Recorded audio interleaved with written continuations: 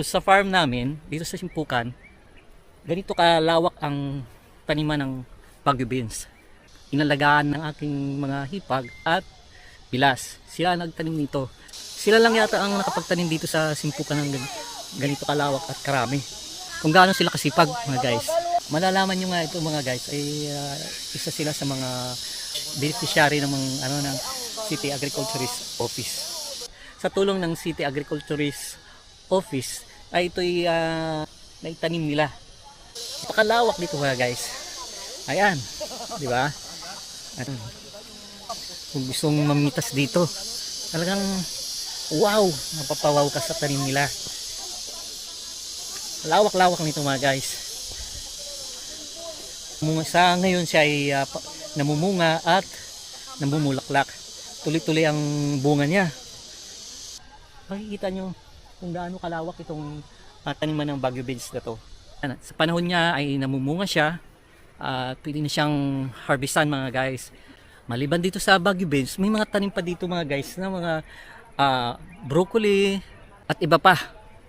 Nakakatuwa dito, baka mapasyal kayo dito sa Simpukan, mapuntahan nyo ang taniman dito ng Baguio beans. Madalang lang nagtatanim nito. Ayan, mga guys, sasampulan ko kayo kung paano mamitas ditong Baguio beans, mga guys.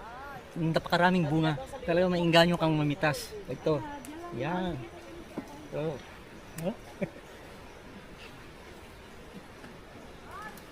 Ang mga napipitas na ito, mga guys, ay naipupunta ito sa palengke sa bayan mismo.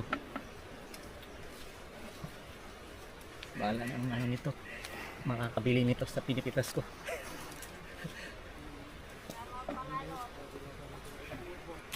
Nakakatuwa talaga mamitas. Baka gusto nyo pumunta rito, pumasya lang. Mamitas lang ito.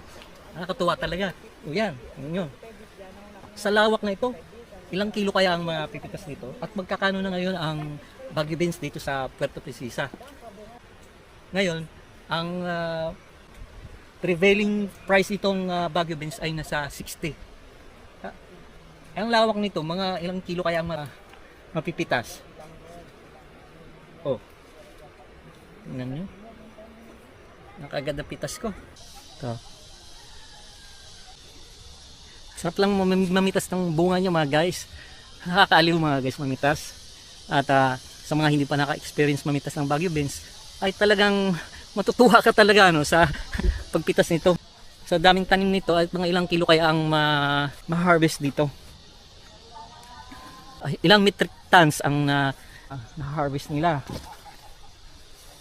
Kailangan, kung masipag ka magtanim, masipag ka rin mag-harvest, mga guys. Kasi kung hindi mo harvesting ka agad dito, ay magiging magulang na ito.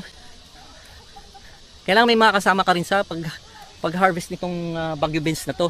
Kasi magiging matigas to, hindi na makakain. Hindi, magiging binhi na lang siya. Ayan. Diba? Katuwa talaga.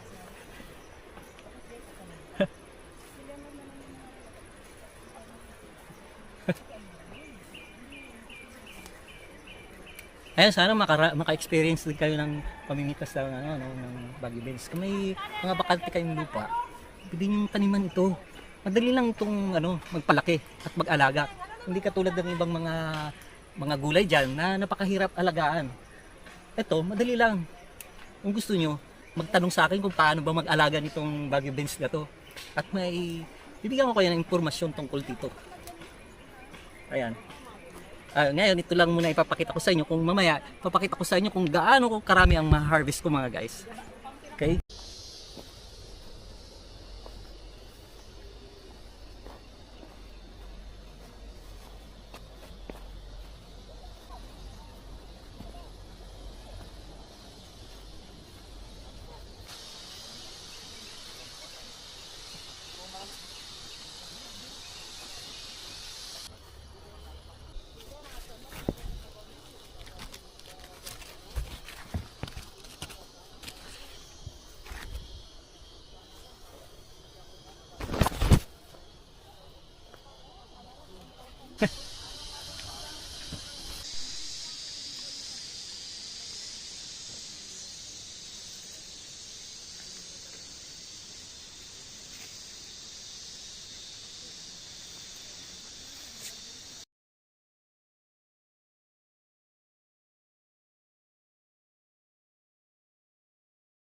Ito mga guys, yung na-harvest ngayon lang. Oh. Isang oras lang. Ito na yung na-harvest ko kanina. Oh, ilang kilo rin ito. Ayan, maiuwi ko na ito sa bahay. Ganito karami.